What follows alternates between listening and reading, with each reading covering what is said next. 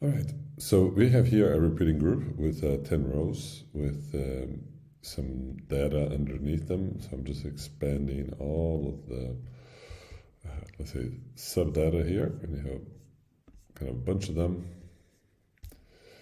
Right, and then what does it look like in the editor is this monstrosity here of 5,000 pixels almost. All right, so let's refactor this one. So the first thing we're going to do is to bring a list shifter item. So that's going to be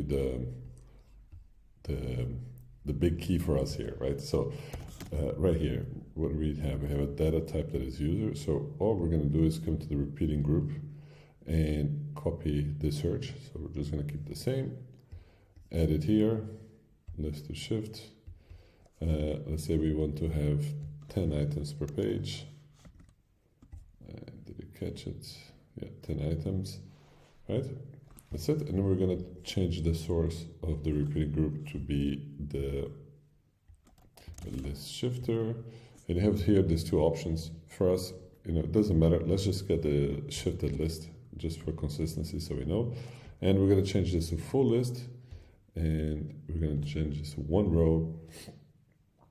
And we're going to change the size of this whole thing to, I think it's 500. Yeah, 500 divided by 10. Yeah.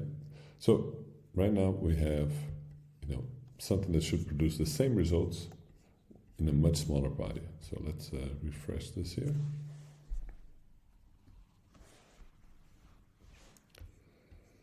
All right, and I have also a list of 10. Let's see if this works. Yeah, I can expand everything there.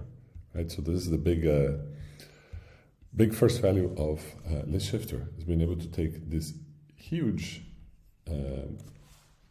repeating group that I had and compress it, right? All right.